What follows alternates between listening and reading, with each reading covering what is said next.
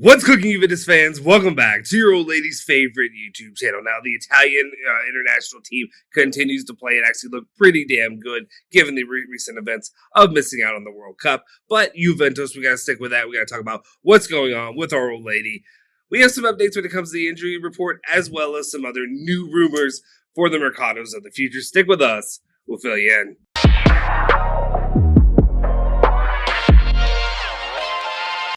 Ciao ragazzi, welcome back to the bianconerizonechannel. My name is Justin Sofer. Today it is a Tuesday, September 27th, 2022. Of course, I got your latest rundown of all things Juventus, all the news you hear about each and every day. Before we do anything though, smash that like button, help me out, help that algorithm, feed that crap for us. Hit that like button, smash that subscribe button, and hit that bell icon to stay notified for all of our latest videos. All right, let's just jump into it. What news do we have? Actually, wait, hold up. Slow down, Justin. There's one thing I do want to talk about real quick. There is one thing I do want to talk about. And let's talk about the performance of one player specifically for the Italian national team. One player that I have a bit of a, not a vendetta, I guess. A vendetta maybe against the club for not doing it, but overall a frustration that this player is not wearing the black and white for Juventus, and that is, of course, Giacomo Raspadori, who is balling out, my guys. He is balling out when it comes to performances overall for his club, for Napoli. He's played well. I think he had a goal against Spezia, and, of course, against Rangers as well. And then, of course, he has also balled out in the international stage, scoring against England, scoring late winners in the last two matches. I think Milan was the only match that he didn't score in.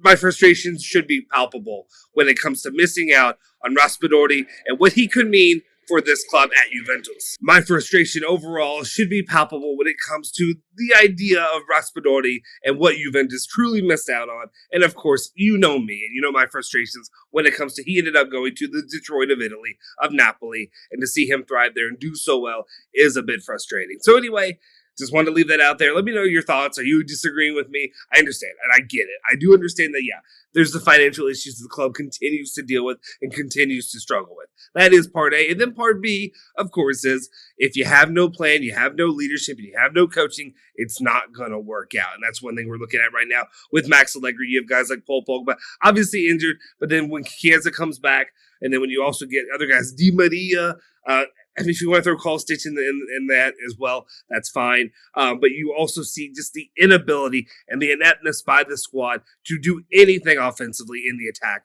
for the club. So that's one of the things that I'll leave out there. But let's actually get into the news now. Let me know your thoughts about Raspadori, and then let's go ahead and get into this. All right, the very first news story I have for you today is that of Alexandro. Corriere dello Sport is reporting that Alexandro will leave Juventus as a free agent in the summer. Welcome to the least surprising news to ever hit the news waves, I guess, for Juventus and for the bianconeri.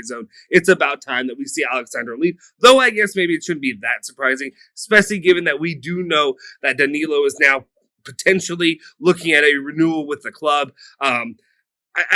There's arguments you can make either way for Danilo. This isn't a Danilo story day, but Alexandro, your time's done. You're done, son. It's time to move on, and let's get away from him. All right, let's continue on, and let's move on to actually a little bit more of the Mercado side. And, here's what I'll just say before we really get into this. Take it all with a massive grain of salt, if we're being honest. Some of the names that are being floated out there, it's way too early in the season and in the Mercado. And who knows right now, with Juventus at a, 234 million euro deficit, who they actually will be going for. But here's some of the names that are being floated out. Let's go ahead and get into it. And that is Tutto Sports reporting, once again, kind of confirming what we reported, I think, 2 days ago when I did the last video, that Grimaldo remains the main target, a free agent to replace Alexandro in the summer. Maybe the only really news here is that they're saying that he is the main target or remains the main target. We'll see. I don't know how long has he been the main target for Juventus, right? That's a new story to me that just has popped up as of recently, or maybe they're trying to stake their flag in this once again.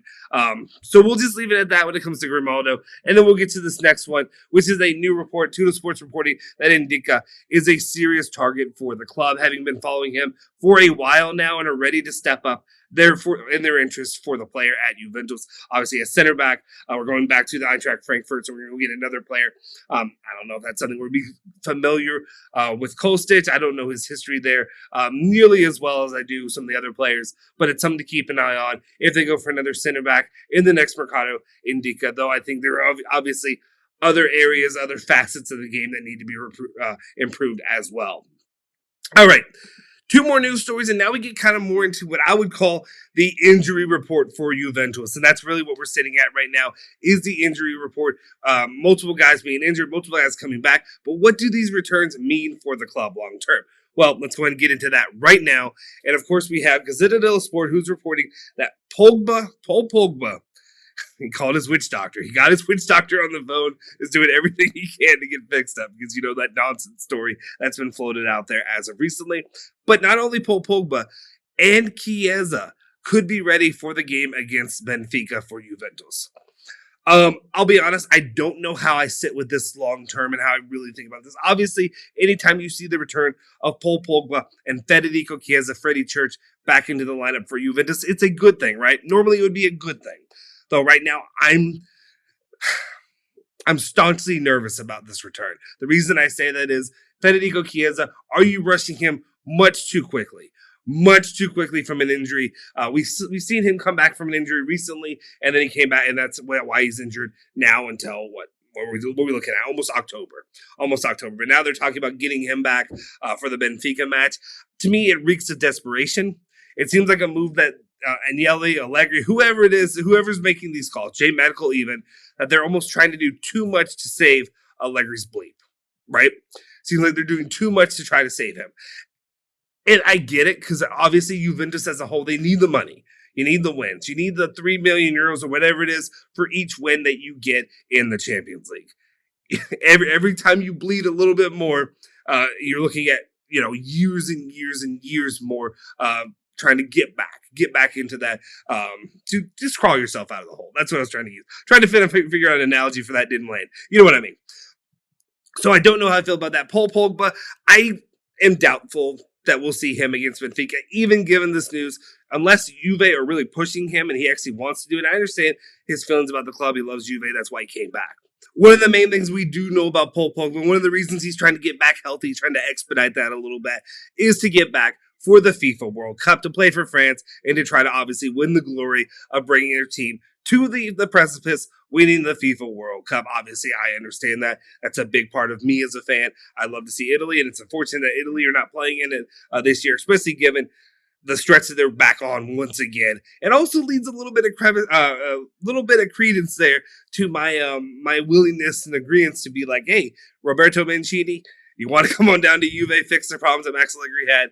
We'll see maybe one day. All right, now let's move on into the second part of the injury report that we have here, and that is, of course, we got to talk about Fabio Manetti and what's going on with him. While there have been some positive moves and some rumors out there that seem to be pretending good things for the return of the player back into the lineup for Juventus, it won't be right away. Corriere dello Sport is reporting that Manetti will miss the Bologna game due to this ankle problem that seems to persist a little bit, though I think it's not nearly as serious as a lot of us worried about. So that's some good news and some bad news. You take the good with the bad.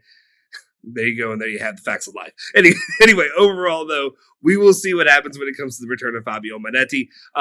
We'll keep you up to date here every step of the way on the channel.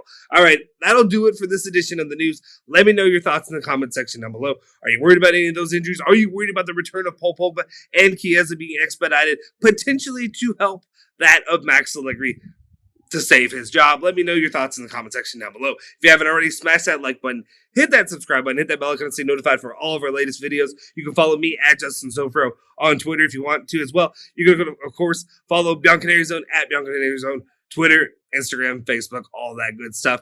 I will see you guys next time. Forza Juve, Forza Bianconeri. Say hello to your old lady for me.